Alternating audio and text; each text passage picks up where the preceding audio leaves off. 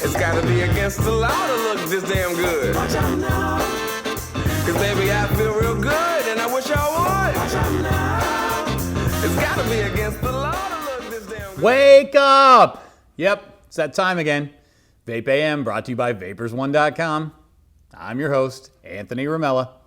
All right, guys, another day, another dollar, another day to go to work. Short work week this week because of the holiday, but I don't know why. It always just feels like it's longer. I think it's just because that long weekend really, drives you in. Those of you that had some fun over the weekend probably are still recovering from that, but got some stuff to talk about today. First things first, yesterday we talked about the Rebirth, Mike Vape's Rebirth RDA. I've been using this over the last couple of days. I'm really enjoying it quite a bit. It is, even for a single coil like this, I really am getting a lot of great flavor out of this. So I switched up my flavors. Yesterday I was doing one from the Juice Head line. I'm back onto one of the Omega flavors, the Cherry Dew flavor. I like this quite a bit. Obviously you can tell by the bottle I have used a ton of this. This is a phenomenally delicious flavor. All these Omega line flavors have been really good, and being able to get a 100 ml bottle for less than 20 bucks, I mean, that's a deal. And these are really, really great flavors. I know that Fuji Blueberry Watermelon flavor, Fuji Blueberry Pomegranate, flavor that we have out, that's just recently come out. That's been a really big hit. We do have a grapefruit one that is absolutely delicious, like grapefruit, kiwi, strawberry, something like that. I mean, it just tastes like candy in my mouth. So if you haven't tried one of these Omega lines, get over to Vapers1.com. or get into one of the Vapor stores. You can actually sit at the taster bar and try this.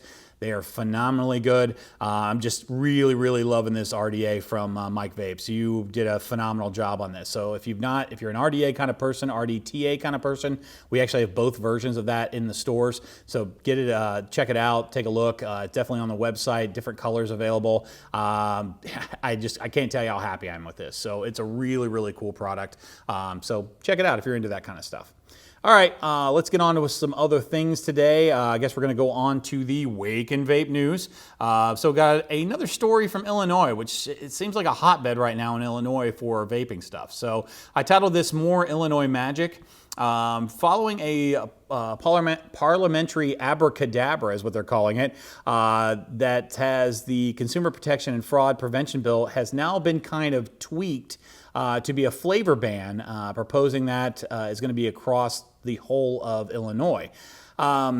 This is something I've seen politicians do where they will take a bill that has a certain name or it's supposed to be for some other type of issue, and they'll throw some vaping regulations in there so that they can get it passed through. And this one looks like it's actually worse than that. They basically just eliminated the other things and made this a flavor ban. So it's SB 222. And I'm going to read a little bit about this so that I don't misquote, but it says, would ban the sale of vapor products and flavors other than tobacco, mint, menthol, and wintergreen. This bill is expected to be voted on by the full House of Representatives soon. Here's the problem that I have with this, okay? Then if flavors are bad, then why are we allowing tobacco, mint, menthol, and wintergreen, okay? Tobacco is a flavoring. Wintergreen is a flavoring. Menthol is a flavoring. So what you're saying is these flavors are out there and they will help smokers to stop smoking. That's the same thing we're saying about all the rest of the flavoring. Like if flavoring is the issue, then let's just make it all plain. Let's just make vegetable glycerin and nicotine and leave it at that. Like let's not allow any of the flavors to exist if we're not going to allow all the flavors to exist. Now, obviously that's not what I want. I want all the flavors to be able to exist. But when they do this and they make it so that tobacco flavors exist, it shows me their ignorance. It shows me that they don't really understand how this whole process works.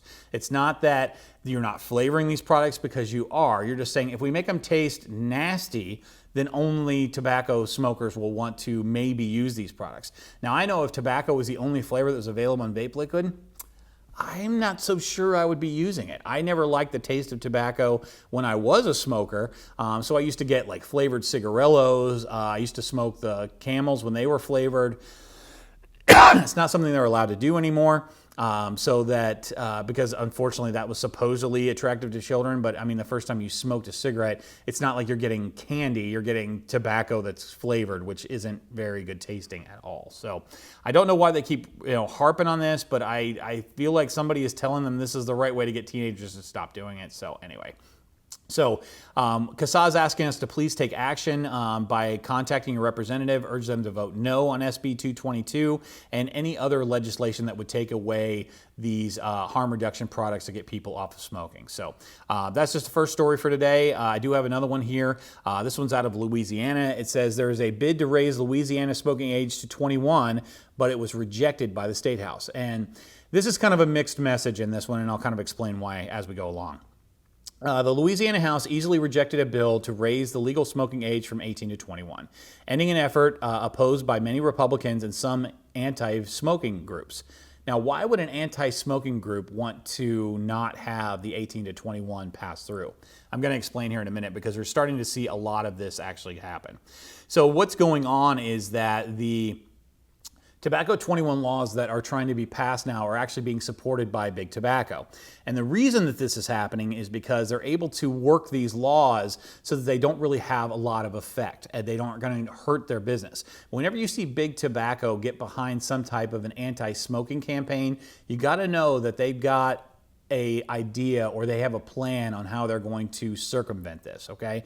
And in this particular one, there was ways that they were trying to get around it. So one of the exemptions that they had in here, well, I would say the main exemption, is that it was going to not be for first responders, it was not going to be for military members, and it was not going to be for veterans. So people that had those qualifications would still be able to smoke. The other thing was they were only going to limit it to people that were turning 18. So anyone that was currently 18 to 21, this law wouldn't affect them either.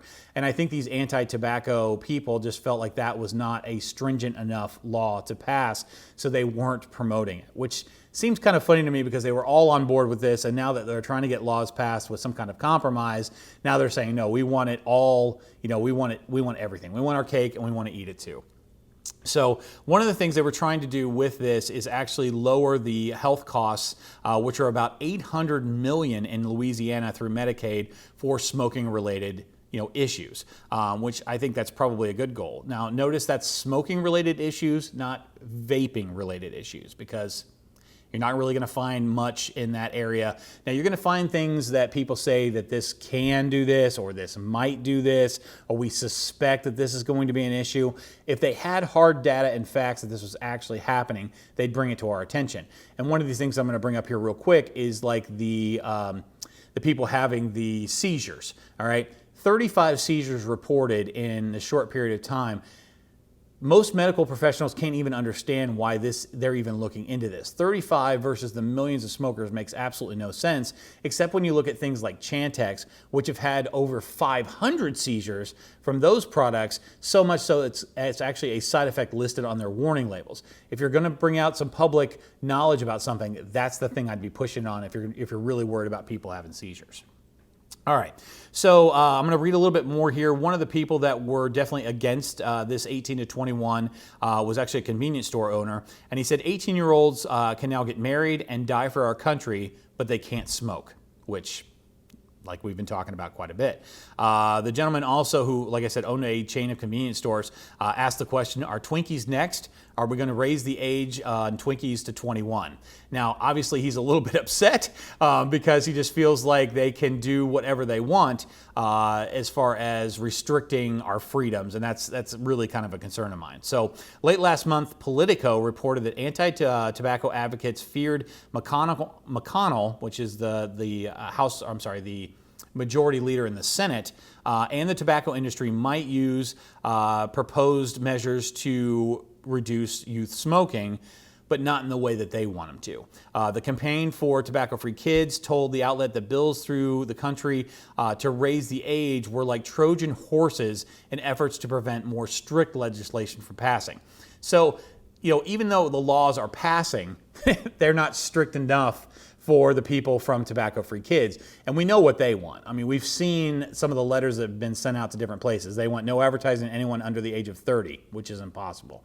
They want it to not be attractive to young people, which is impossible. So basically, they just want it to all go away. Of course, the restrictions are never going to be strict enough for them until they get their complete way. My concern is if all tobacco products are eliminated from the earth and no one can buy any of them, what are those people going to do for a living? There's a lot of money involved in what they do, and they'll just go on to the next thing, which God only knows what that could be and what thing they might take away from people that aren't smokers. They're going on to another topic, something that needs to be, regulated as far as they're concerned. So just because this doesn't involve you, you may not be a smoker or a vapor, but look at freedoms that are being taken away. What is the next freedom that we're going to see that's going to be taken away? So anyway, I know I get a little riled up sometimes.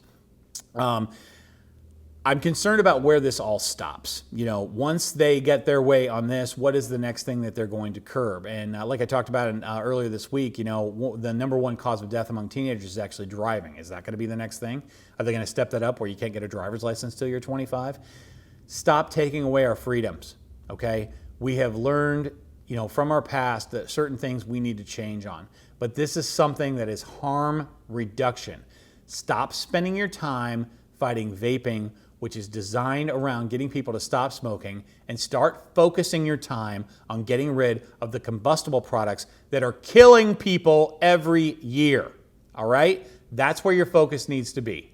Like I said, I get riled up sometimes, but you guys know our focus here at Vape AM is for you to stop smoking or you're gonna die. All right?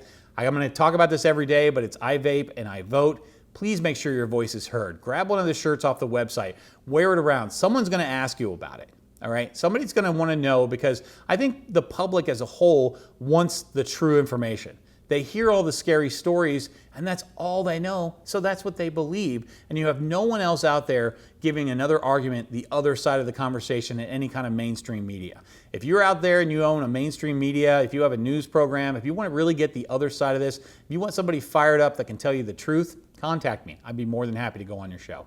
All right, I got to get out of here, guys. Got to get on with the rest of my day. But just remember, I'm coming back tomorrow. I'll bring you some more news. So it's just going to be a few more hours and we'll see each other again. Enjoy the rest of your day, and I'm going to see you tomorrow. Bye.